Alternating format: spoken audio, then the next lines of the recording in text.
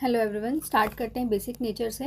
उसके बाद हम अपना नेक्स्ट टॉपिक स्टार्ट करेंगे, रिएक्शन इंटरमीडिएट। तो बेसिक नेचर हम देखेंगे, उसके कुछ क्वेश्चन सॉल्व करेंगे। तो लेट स्टार्ट। तो बेसिक नेचर जो है वो किस पे डिपेंड करता है? बेसिक नेचर होता क्या है? सबसे पहले तो लेविस बेस के अकॉर्डिंग, लेविस जो एक साइंटिस्ट था उसके अकॉर्डिंग बेस वो होता है जो लोन पेयर्स को डोनेट कर पाए। तो प्लस आई प्लस एम ये इलेक्ट्रॉन रिलीजिंग वाले इफेक्ट हैं। तो इसलिए बेसिक नेचर किसके डायरेक्टली प्रोपोर्शनल होएगा? प्लस आई के भी डायरेक्टली प्रोपोर्शनल है, प्लस एम के भी डायरेक्टली प्रोपोर्शनल है, लेकिन माइनस वाले इफेक्ट के वो इनवर्सली प्रोपोर्शनल है, माइनस आई और माइनस एम। ऊपर भी ये लिखा हुआ है, लोन पेयर डोनेशन टेंडेंसी होएगी बेसिक नेचर की। उसके बाद बेस में अगर हमें चेक करना है कि बेसिसिटी, और हमें और कोई तरीका नहीं पता लग रहा, तो हम क्या करेंगे, एक बेस OH भी तो रिलीज करता है ना, तो जो हमें कंपाउंड दिया हुआ है उसमें से OH रिलीज कर देंगे। OH रिलीज करने के, देखो एसिड क्या होता है? एसिड वो होता है जो H प्लस रिलीज करे और OH को गेन करे।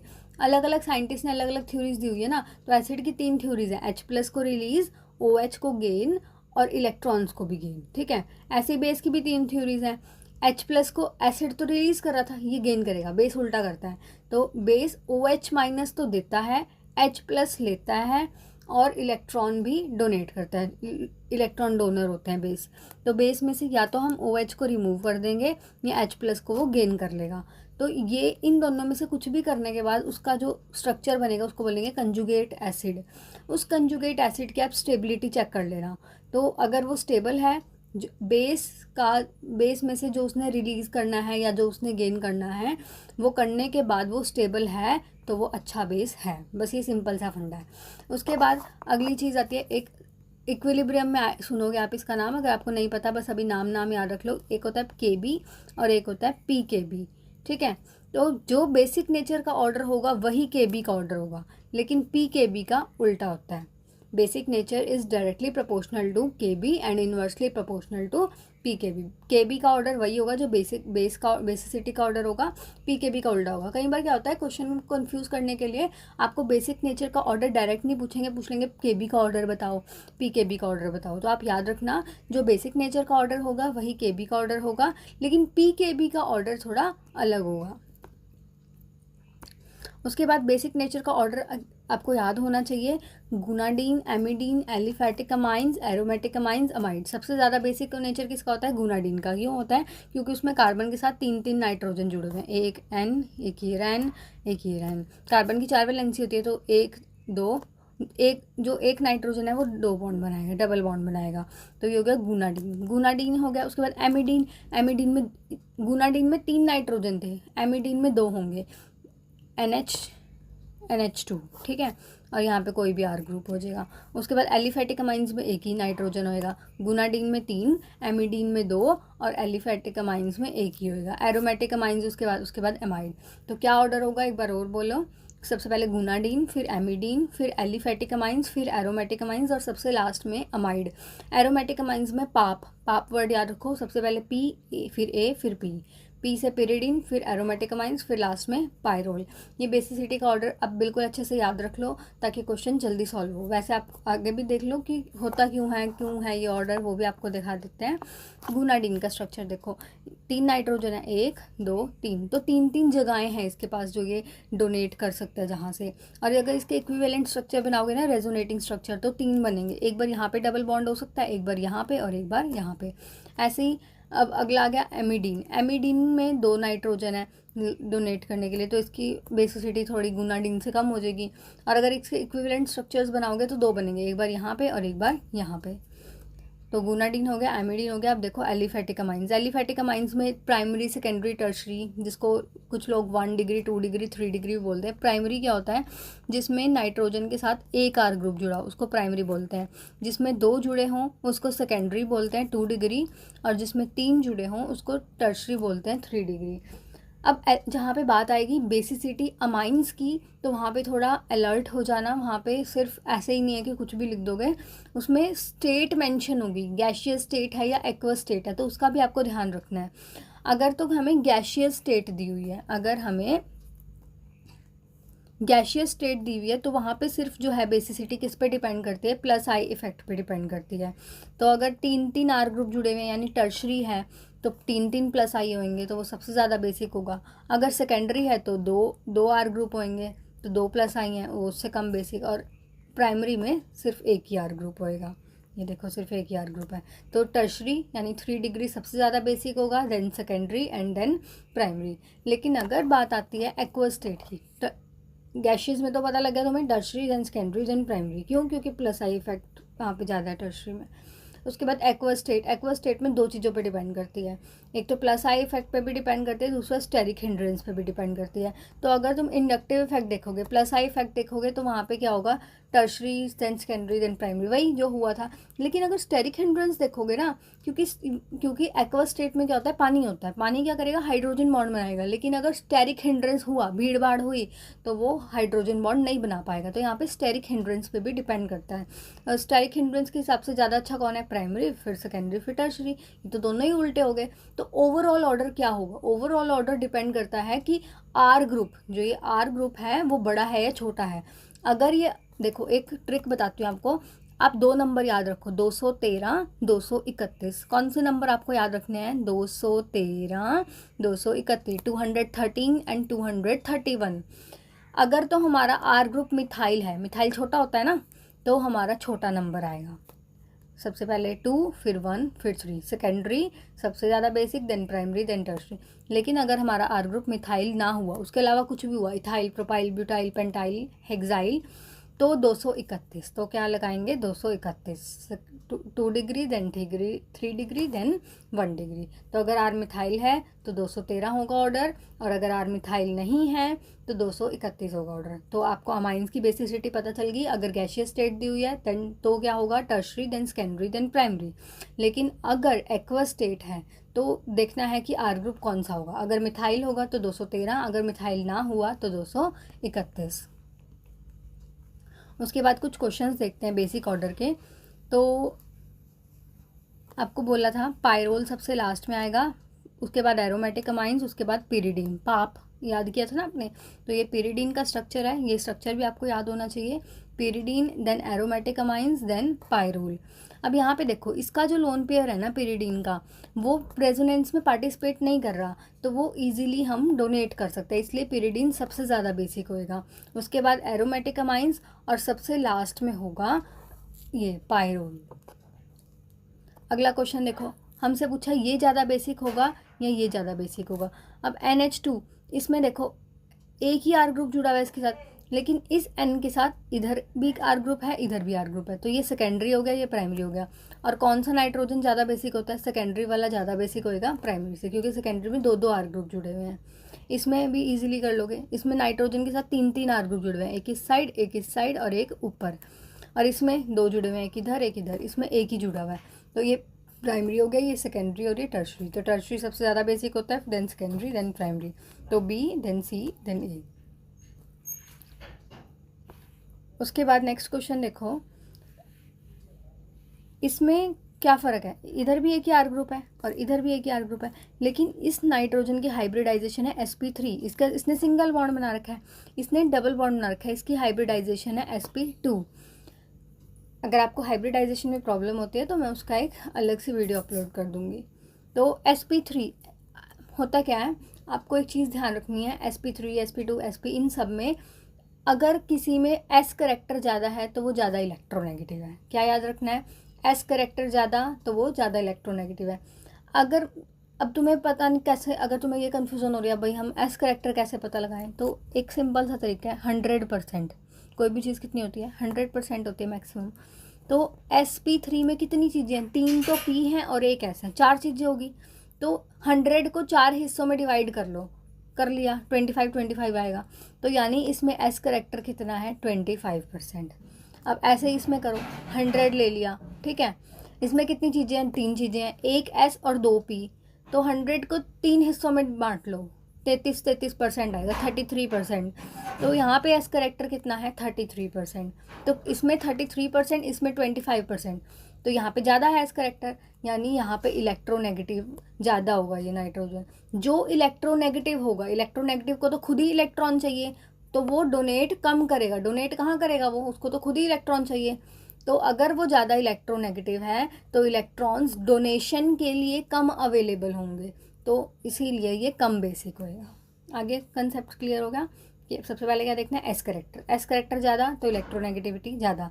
अगर इलेक्ट्रोनेगेटिविटी ज़्यादा होगी तो वो दूसरे को क्यों देगा इलेक्ट्रॉन, उसको तो खुद ही चाहिए। तो अगर इलेक्ट्रोनेगेटिविटी ज़्यादा तो बेसिक ऑर्डर कम हो जाएगा उसका। अगला देखो, इधर तो जो ये इलेक्ट्रॉन्स हैं ये यहाँ आ जाएंगे और ये इधर आ जाएंगे। तो ये वाले जो इलेक्ट्रॉन्स हैं वो रेजोनेंस में पार्टिसिपेट करेंगे, तो वो डोनेशन नहीं कर पाएंगे। लेकिन यहाँ पे कोई रेजोनेंस नहीं है, ये इजीली डोनेट कर पाएंगे, तो इसलिए दिस इज मोर बेसिक, ये ज़्यादा बेसिक होगा। ये कम बेसिक क्यों हुआ, क्योंकि इनके इलेक्ट्रॉन्स रेजोनेंस में हिस्सा ले रहे हैं।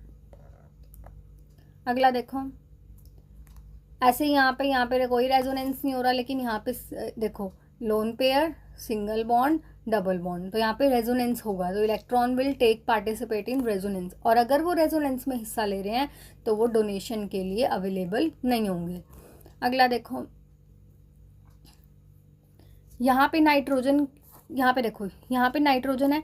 नाइट्रोजन की हमने बेसिसिटी बतानी है इन तीनों में, ये इसमें, इसमें और इसमें। तो यहाँ पे नाइट्रोजन के इलेक्ट्रॉन्स को खींचने वाला, मतलब थोड़ा अट्रैक्ट करने वाला ऑक्सीजन बैठा है, क्योंकि ऑक्सीजन तो इलेक्ट्रोनेगेटिव है। तो इसमें ऑक्सीजन इलेक्ट्रॉन्स खींचेगा नाइट्रोजन के, तो इसकी बेसिसिटी सबसे कम हो जाएगी, बी की सबसे कम होगी, इसमें और इसमें। अब इसमें नाइट्रोजन भी बेशक ऑक्सीजन से कम इलेक्ट्रोनेगेटिव है, लेकिन है तो सही ना, तो यहाँ पे भी खींचने की कोशिश करेगा इस वाले के। तो यहाँ पे इसकी उससे थोड़ी ज़्यादा हो जाएगी, क्योंकि ऑक्सीजन ज़्यादा इलेक्ट्रोनेगेटिव था। और यहाँ पे तो कोई नहीं है, कार्बन थोड़ा ना इलेक्ट्रॉन्स खींचेगा, कार्बन की इलेक्ट्रोनेगेटिविटी ज़्यादा नहीं होती नाइट्रोजन से, तो इसलिए ये वाला सबसे ज़्यादा बेसिक हो जाएगा। क्योंकि वैसे तो सारे ही, इधर भी आर ग्रुप, इधर भी आर ग्रुप, दो आर ग्रुप है, यहाँ भी दो आर ग्रुप, यहाँ भी दो आर ग्रुप, तो तीनों ही सेकेंडरी हैं। तो सेकेंडरी टर्शरी भी तीनों का सेम है ना। और उसके बाद इलेक्ट्रोनेगेटिविटी, एस करेक्टर, हाइब्रिडाइजेशन भी सबकी सेम है। तो बचा क्या, ये ऊपर वाला डिफरेंस ही बच रहा है। तो हम ये देखेंगे कि ऊपर वाला इस नाइट्रोजन के इलेक्ट्रॉन्स को खींचेगा या नहीं खींचेगा। ऑक्सीजन ज़्यादा खींचेगा तो वो सबसे कम डोनेट कर पाएगा, तो इसलिए ये, फिर ये और फिर ए हो जाएगा सबसे ज़्यादा बेसिक। अगला देखो, यहाँ पे भी हम बेसिसिटी देख रहे हैं। OCH3 कौन सा इफेक्ट शो करता है, प्लस एम इफेक्ट शो करता है। ये आपको पिछले लेक्चर में एक्टिवेटिंग डीएक्टिवेटिंग ग्रुप में याद होना चाहिए कि कौन सा एक्टिवेटिंग है कौन सा डीएक्टिवेटिंग है। उससे आप पता लगा सकते हो कि अगर एक्टिवेटिंग है तो वो प्लस वाला इफेक्ट शो कर रहा है, अगर डीएक्टिवेटिंग है तो वो माइनस। और अगर आपको नहीं याद फिर भी, तो आपको एक तरीका भी बताया था कि अगर किसी, जैसे बेंजीन रिंग है, उसके साथ कोई एटम जुड़ा हुआ है, उसके ऊपर लोन पेयर्स हैं, तो वो प्लस इफेक्ट शो करते हैं। लेकिन अगर जैसे कोई ये बेंजीन रिंग है, उसके साथ अगर मल्टीपल बॉन्ड के साथ कोई इलेक्ट्रोनेगेटिव चीज़ जुड़ी हुई है, तो वो कौन सा इफेक्ट शो करेंगे, वो माइनस वाला शो करेंगे। प्लस वाले इफेक्ट कब शो करते हैं, जब लोन पेयर हो। माइनस वाले कब शो करते हैं, जब मल्टीपल बॉन्ड के साथ इलेक्ट्रोनेगेटिव एटम हो, क्योंकि वो इलेक्ट्रोनेगेटिव तो इलेक्ट्रॉन्स खींच लेगा ना और ज़्यादा। तो ये वाले तो शो करते हैं इलेक्ट्रॉन विदड्रॉइंग इफेक्ट, और ये वाले कौन से शो करते हैं, इलेक्ट्रॉन रिलीजिंग इफेक्ट। तो OCH3 में तो लोन पेयर है के ऊपर, तो ये प्लस एम इफेक्ट शो करेगा। NO2 में डबल बॉन्ड ऑक्सीजन है, यानी डबल बॉन्ड के साथ इलेक्ट्रोनेगेटिव एटम जुड़ा हुआ है N के साथ, तो ये माइनस एम इफेक्ट शो करेगा। और CH3 कौन सा इफेक्ट शो करता है, हाइपर कंजुगेशन, यानी प्लस H इफेक्ट शो करता है। तो बेसिसिटी में प्लस वाले इफेक्ट अच्छे होते हैं, यानी प्लस वाले इफेक्ट बेसिक ऑर्डर को बढ़ाते हैं, क्योंकि वो इलेक्ट्रॉन डोनेशन वाले इफेक्ट होते हैं। तो प्लस एम और प्लस एच, हमें ये भी याद है पिछले लेक्चर से कि जो मीजोमेरिक है उसको सबसे ज़्यादा इंपॉर्टेंस देते हैं, then hyperconjugation, then inductive effect. तो सबसे ज़्यादा बेसिक कौन होगा, ए, देन सी, और सबसे कम होएगा बी, क्योंकि ये तो माइनस वाला इफेक्ट शो कर रहा है। माइनस वाला जो इफेक्ट है वो बेसिसिटी को कम करता है। अगला क्वेश्चन देखो, OCH3, ये बेशक एम में तो प्लस शो करता है, लेकिन है तो इलेक्ट्रोनेगेटिव ना ऑक्सीजन, तो ये माइनस आई शो करेगा। मेटा पे तो हम एम इफेक्ट नहीं देखते, सिर्फ आई इफेक्ट देखते हैं, तो ये माइनस आई इफेक्ट शो करेगा, ये भी माइनस आई और ये प्लस आई। तो हमें ये पता है NO2 ज़्यादा इलेक्ट्रॉन विदड्रॉइंग है। जब एक्टिवेटिंग ग्रुप्स आप याद करोगे, पिछले लेक्चर में बता रखे हैं मैंने, तो उसमें NO2 का जो इलेक्ट्रॉन विदड्रॉइंग इफेक्ट है वो स्ट्रॉन्ग एक्टिवेटिंग, उसमें 3 हिस्सों में डिवाइड किया हुआ है, strong activating group, medium D activating group, और सबसे लास्ट में जो सबसे कम एक्टिवेटिंग वाले ग्रुप हैं। तो NO2 आएगा सबसे ज़्यादा डीएक्टिवेटिंग वालों में, ठीक है। और अगर इस तरीके से नहीं याद, तो जो जीओसी का लेक्चर नंबर 1 है उसमें भी आपको इंडक्टिव इफेक्ट में भी बता रखा है कि -I के क्या ऑर्डर होंगे ट्रिक के साथ। तो अगर आपको नहीं याद तो वो ट्रिक जाके याद कर लो। तो NO2 का -I इफेक्ट जो है वो ज़्यादा होता है, तो NO2 ज़्यादा खींचेगा इलेक्ट्रॉन्स को, ठीक है। लेकिन बेसिसिटी में अच्छा कौन है? बेसिसिटी में जो इलेक्ट्रॉन्स देने वाले इफेक्ट है, यानी प्लस वाले इफेक्ट। तो ये प्लस वाला इफेक्ट कहाँ है? ये। तो सबसे ज़्यादा बेसिक कौन हो जाएगा?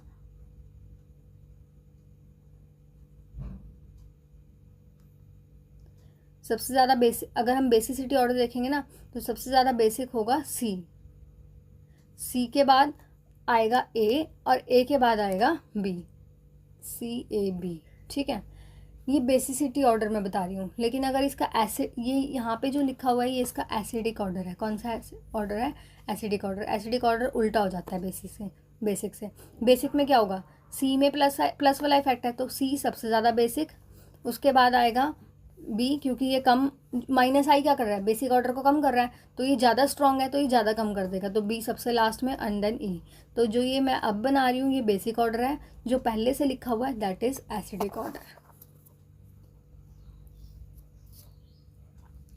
उसके बाद देखो यहाँ पे ऑर्थो इफेक्ट लगा हुआ है, तो इसका बेसिक ऑर्डर सबसे कम हो जाएगा, क्योंकि ऑर्थो इफेक्ट के कारण जो SIP वाला और इफेक्ट है उसके कारण बेसिक ऑर्डर तो कम हो जाता है ना एनिलीन का, तो सबसे कम हो जाएगा। अब ये -I लग रहा है यहाँ पे, और यहाँ पे तो M भी लग रहा है, पैरा पोजीशन है ना, तो -M भी लग रहा है, -I भी लग रहा है। माइनस वाले इफेक्ट बेसिक ऑर्डर को कम करते हैं, तो यहाँ पे दो लग रहे हैं तो ये ज़्यादा कम कर देंगे, तो C कम हो जाएगा ज़्यादा, और B सबसे ज़्यादा हो जाएगा।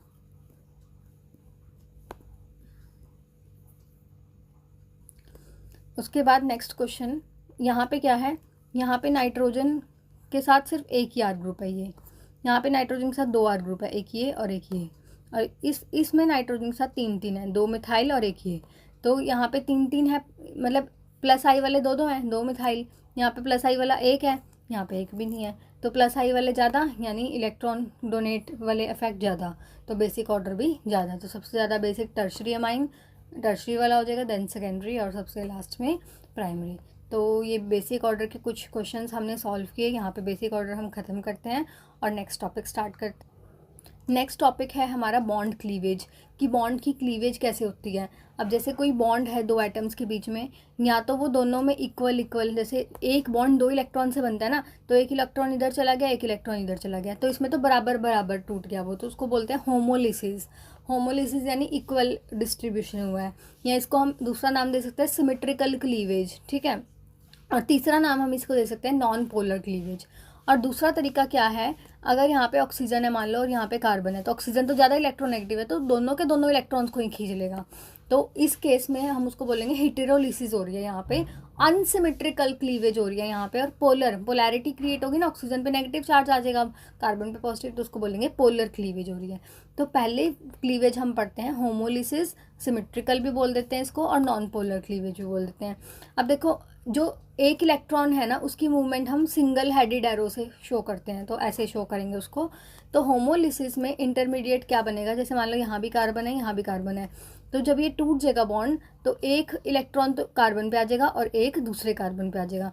जब किसी कार्बन पे ऐसे सिंगल इलेक्ट्रॉन हो उसको बोलते हैं फ्री रेडिकल। तो यहाँ पे इंटरमीडिएट क्या बनेगा? Free radical. कंडीशंस क्या क्या होती हैं? मतलब इनमें से कुछ भी कंडीशन हो सकती है, या तो हाई टेम्परेचर हो वहाँ पे, या फिर लाइट प्रेजेंस हो, लाइट को हम Hμ भी बोलते हैं, Hμ, ठीक है। उसके बाद या फिर वहाँ पे नॉन पोलर सॉल्वेंट हो, या फिर वहाँ पे परऑक्साइड प्रेजेंट हो, या नॉन पोलर सब्सट्रैक्ट हो, यानी जो रिएजेंट है वही नॉन पोलर हो। तो क्या क्या जरूरी नहीं है कि सारी कंडीशंस हो, इनमें से एक आधी भी हो सकती है। तो किस किस कंडीशन में होमोलिसिस होएगी? या तो वहाँ पे हाई टेम्परेचर दिया हो, या फिर Hμ लाइट दी हो, या नॉन पोलर सॉल्वेंट हो, या फिर जो सब्सट्रैक्ट है यानी जो रिएक्टेंट है वो नॉन पोलर हो, या फिर परऑक्साइड प्रेजेंट हो। तो ये कंडीशंस आप याद कर लेना। कई बार क्या होगा, आपको क्वेश्चन दिया होगा, क्वेश्चन में आपको बताएंगे नहीं कि यहाँ पे इंटरमीडिएट क्या बन रहा है, तो अगर आपको इनमें से कोई कंडीशन नजर आती है तो आप खुद ही बोल देना कि इंटरमीडिएट क्या बन रहा है, वहाँ पे फ्री रेडिकल बन रहा है। देखिए ये देखो तोड़ के दिखा रखा है। अगर इन दोनों की इलेक्ट्रोनेगेटिविटी डिफरेंट हो, मान लो इसकी ज़्यादा हो जाएगी, तो ये तो दोनों इलेक्ट्रॉन अपनी तरफ खींच लेगा ना, तो यहाँ पे होमोलिसिस नहीं होगी। होमोलिसिस के लिए क्या होना चाहिए? दोनों की इलेक्ट्रोनेगेटिविटी सेम होनी चाहिए, इलेक्ट्रोनेगेटिविटी ए की भी बी के बराबर होनी चाहिए। तो एक इलेक्ट्रॉन यहाँ जाएगा और दूसरा इलेक्ट्रॉन ए के पास जाएगा, तो A radical plus B radical. अगला है हेटेरोलिसिस। हेटेरोलिसिस में अनसिमेट्रिकल क्लीवेज होती है। अनसिमेट्रिकल क्लीवेज में पोलर बॉन्ड क्लीवेज भी इसको बोलते हैं, क्योंकि पोलैरिटी क्रिएट होगी वहाँ पे। क्योंकि देखो ए है, ये बी है, ये ए है, ये बी है। अब अगर बी ज़्यादा इलेक्ट्रोनेगेटिव है तो दोनों के दोनों इलेक्ट्रॉन्स को अपनी तरफ खींच लेगा और यहाँ पे नेगेटिव चार्ज आ जाएगा, यहाँ पॉजिटिव, तो पोलैरिटी क्रिएट होगी, इसलिए इसको बोलेंगे पोलर बॉन्ड क्लीवेज। अनसिमेट्रिकल क्यों बोला? क्योंकि बराबर बराबर नहीं गए दोनों के पास, एक के पास ही चले गए। तो हेटेरोलिसिस में देखो, एक तो पॉजिटिव चार्ज वाली चीज़ बन रही है, एक नेगेटिव वाली चीज़ बन रही है, एक पॉजिटिव वाली एक नेगेटिव वाली, तो यहाँ पे कैटायंस और एनायंस बनेंगे इंटरमीडिएट के रूप में। तो हेटेरोलिसिस में इंटरमीडिएट क्या बनेगा? कैटायन या एनायन बनेंगे। कंडीशन क्या आएगी? वहाँ पे हाई टेम्परेचर थी, यहाँ पे लो टेम्परेचर, वहाँ पे नॉन पोलर सॉल्वेंट था, यहाँ पे पोलर सॉल्वेंट, वहाँ पे नॉन पोलर सब्सट्रैक्ट था, यहाँ पे पोलर सब्सट्रैक्ट होगा। यहाँ पे अगर दोनों की इलेक्ट्रोनेगेटिविटी सेम हो जाएगी तो फ्री रेडिकल ही बन जाएगी, होमोलिसिस हो जाएगी, तो यहाँ पे एक की इलेक्ट्रोनेगेटिविटी ज़्यादा होनी चाहिए दूसरे से। तो यहाँ पे बी की इलेक्ट्रोनेगेटिविटी जब ए से ज़्यादा होगी, जब बी की ज़्यादा होगी तो वो दोनों इलेक्ट्रॉन को अपनी तरफ खींच लेगा, तो उस पर नेगेटिव चार्ज और ए पर पॉजिटिव चार्ज आ जाएगा। तो यहाँ पे कैटायंस और एनायंस बनेंगे हमारे। तो एक एक करके हम रिएक्शन इंटरमीडिएट्स को समझते हैं। तो सबसे पहला हमारा रिएक्शन इंटरमीडिएट है carbon free radical. Carbon free radical कैसे बना? हमने अभी देखा था सिमेट्रिकल क्लीवेज से बना था, जब बॉन्ड बराबर बराबर, एक इलेक्ट्रॉन इधर जाएगा, एक इलेक्ट्रॉन इधर जाएगा, तो इस कार्बन पे भी एक इलेक्ट्रॉन आ जाएगा, इस पे भी एक हो जाएगा, तो इसको बोलेंगे carbon free radical. Stability of carbon free radical को हम किस इफेक्ट से शो कर सकते हैं? वही जो अब तक पढ़े हैं, M effect, H effect, bond dissociation energy, इनसे हम उनकी स्टेबिलिटी को कैलकुलेट करेंगे। कार्बन फ्री रेडिकल की जो हाइब्रिडाइजेशन है वो क्या होगी? sp2। क्या होगी? sp2। ये आप याद रखना, प्लेनर होंगे ये। कार्बन के पास कितने इलेक्ट्रॉन होंगे उस टाइम? देखो 3 तो उसने बॉन्ड, 4 बॉन्ड बनाता है ना, तो 3 तो बना ही रखे होंगे और एक रेडिकल वाला होएगा। तो 1, एक बॉन्ड में 2 इलेक्ट्रॉन होते हैं ना, तो 2, 4, 6, 7, तो ये कितने इलेक्ट्रॉन वाली स्पीशीज़ है? 7 इलेक्ट्रॉन वाली स्पीशीज़ है। और इस पर कोई चार्ज तो नहीं आ रहा ना पॉजिटिव नेगेटिव, तो कैसा है ये? इलेक्ट्रिकली न्यूट्रल है। sp2 हाइब्रिडाइजेशन है, कार्बन फ्री रेडिकल की बात कर रहे हैं हम, उसकी प्रॉपर्टीज़। हाइब्रिडाइजेशन क्या होगी? sp2 प्लेनर होगा, इलेक्ट्रॉन्स कितने होंगे? 7, और कैसा होएगा ये? न्यूट्रल होएगा। देखो अगर C और Z की इलेक्ट्रोनेगेटिविटी सेम है तो दोनों के पास एक एक इलेक्ट्रॉन चला जाएगा, और कार्बन भी रेडिकल बन जाएगा और Z भी रेडिकल बन जाएगा।